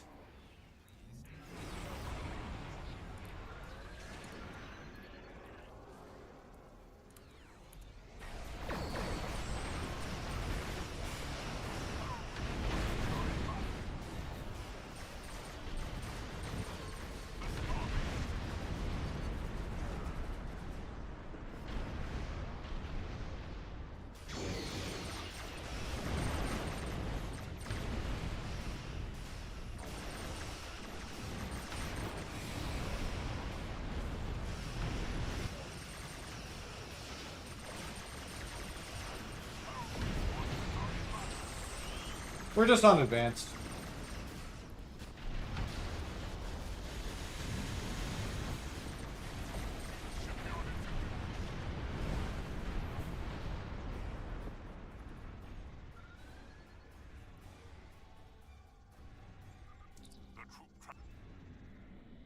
Bum bum bum bum bum bum bum bum bum bum bum bum bum bum bum bum bum bum bum bum.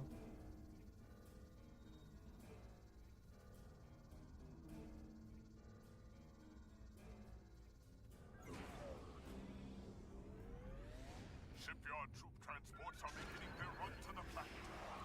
Are they now?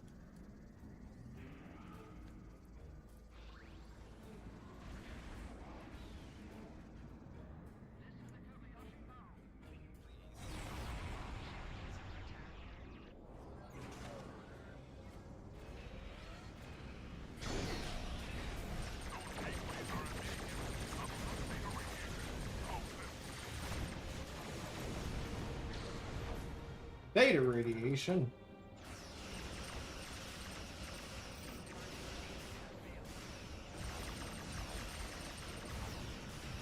Oh.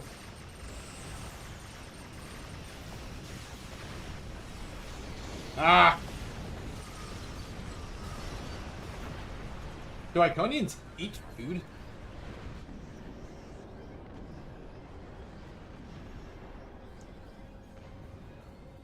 What do Iconians eat?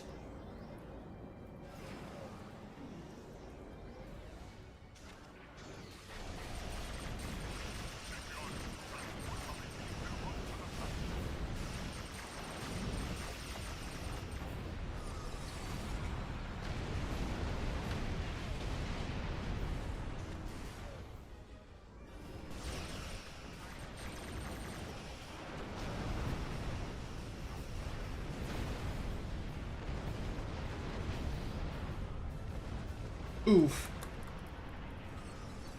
The Iconians are related to the Crampiri? Is that confirmed?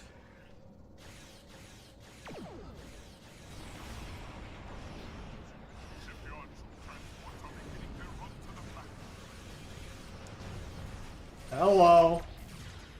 How's it going?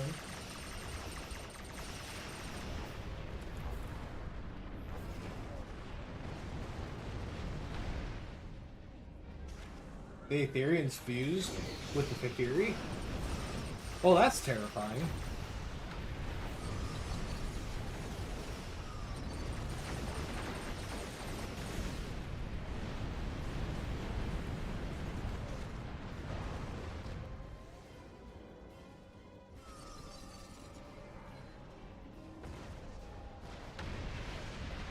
Naughty, naughty, naughty!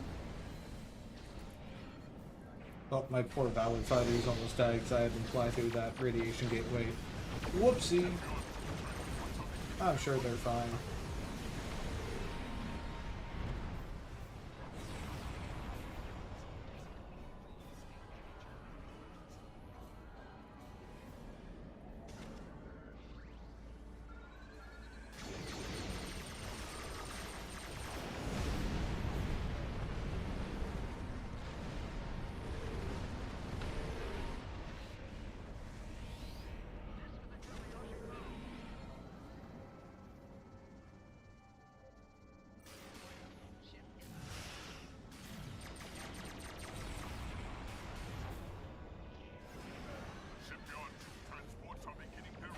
Yeah, Valor Fighters. Take him out.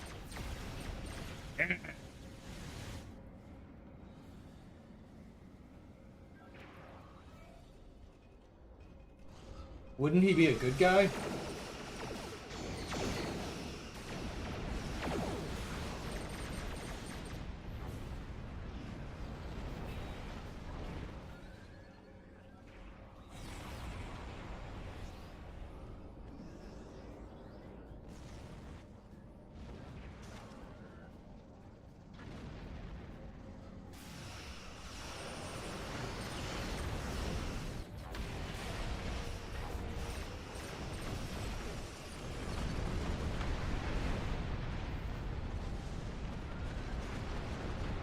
Aha!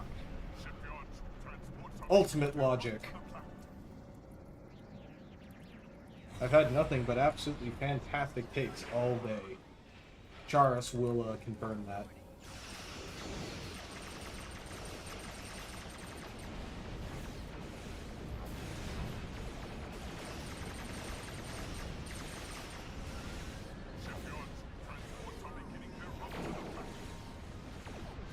Ha ha ha!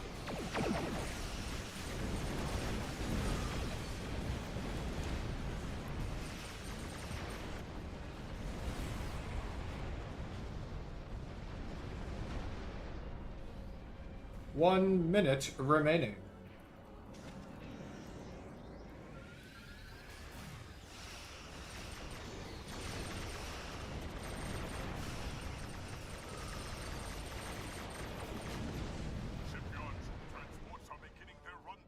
Goatees and all. You know it.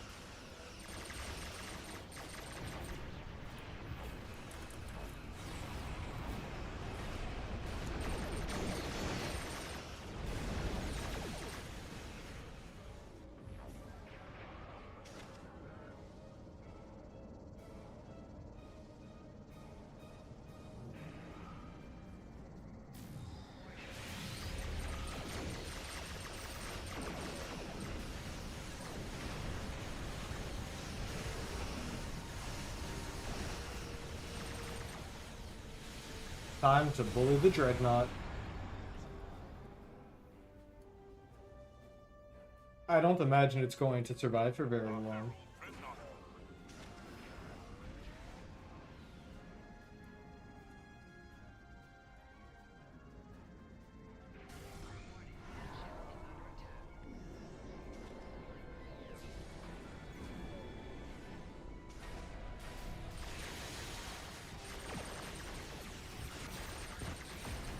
Right on, Dreadnought's dead.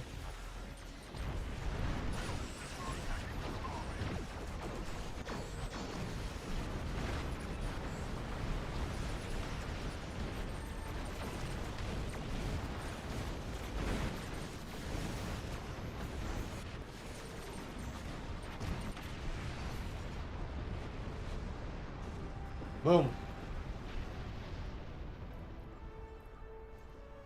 Warp me.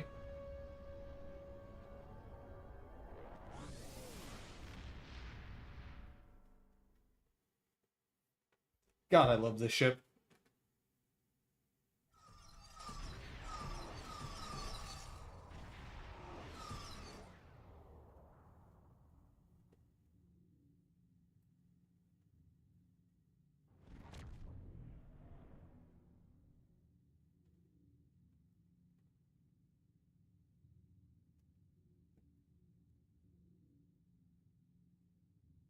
I'm gonna get up the difficulty a little bit. I think a lot of the problem comes down to how the difference between advanced and elite TFOs work. A lot of it just comes down to the amount of hit points enemies have. On elite, everything has a ton of hit points. On advanced, basically nothing has a ton of hit points. Except for dreadnoughts and stations and stuff. Also, God, I miss Lower Decks. Such a great show.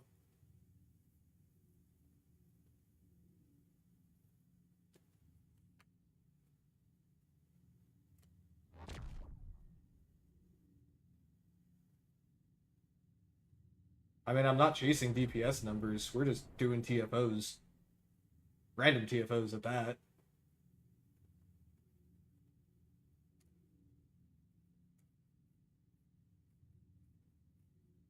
Final Fantasy VII Abridged. I don't think I've seen that one.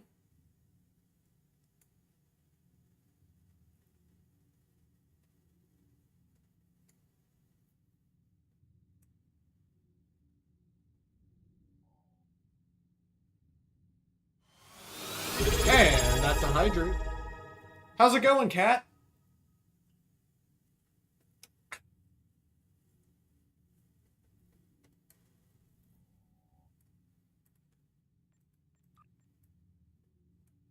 Ooh, I know exactly what we're going to do for our last one.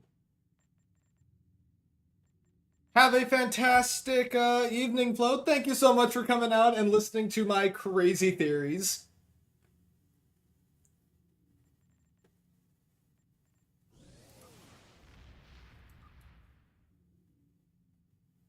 Awesome. I hope you have a ton of fun.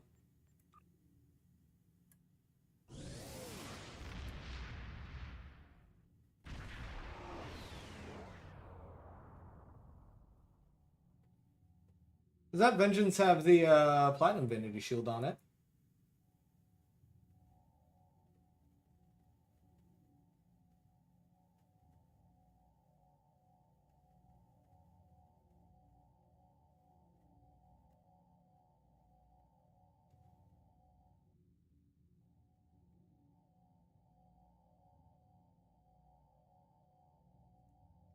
Looks really good.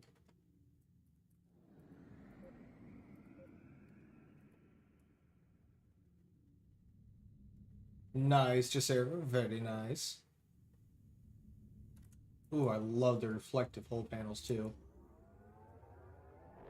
Well, it's time for the camera to get mad because I was hiding my UI. So it doesn't actually bring up the loading screen.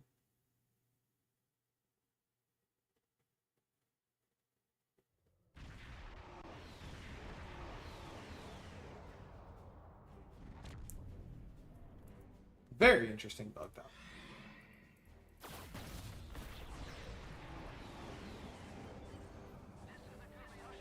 Ooh. Alright, let's do this.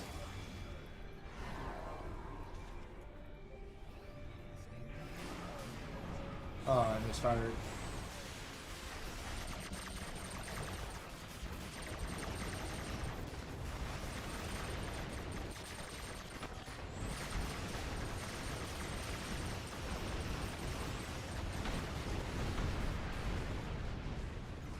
Agony redistributor, go!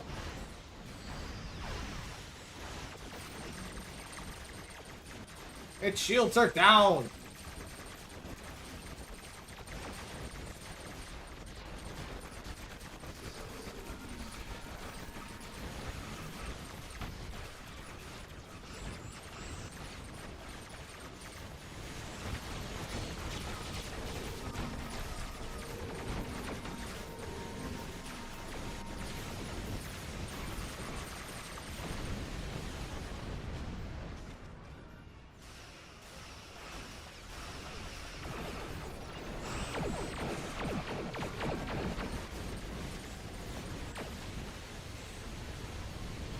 No attacking the IKS Kang. It is not allowed.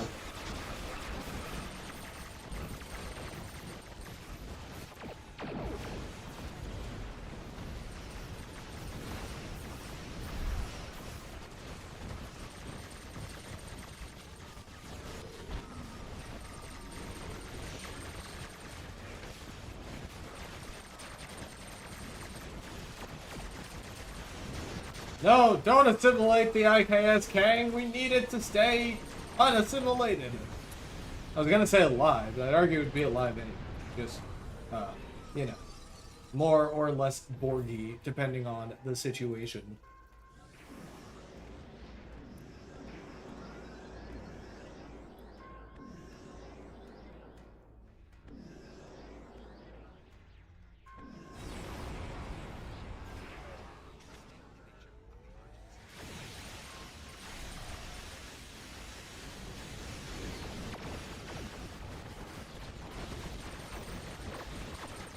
Enjoy the torpedoes.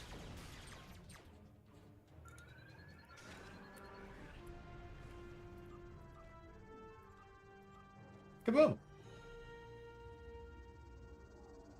But alrighty. With that, we are just a couple of minutes away from 10 o'clock. So we are going to wrap up the stream here for the night. It has been a whole hell of a lot of fun running TFOs with you all, but most importantly, talking all about the new lore blog and spinning some new and amazing theories about what is to come. I hope you all had a ton of fun and will join me next week for a brand new stream and a brand new theme featuring a different starship. I've got one I've been working on that I am very, very, very, very, very excited to show off and try out. It's gonna be a whole lot of explosions, probably, mostly me. If you enjoyed the stream and want to see more, consider dropping a follow over on Twitch and a subscription over on YouTube. It helps the channels grow every single day, and you know I always appreciate it. We have a Discord where we get into all kinds of trouble. The link to that is in chat, discord.gg/Endeavor Studios, and you can find that link and many more like our merch store at our main website, www.endeavorgaming.com. But alrighty, that's all I've got for the night, everybody. I hope you all have a fantastic rest of your evenings and a great weekend. As always, you have been live with Endeavor Gaming, and remember to keep calm and game on.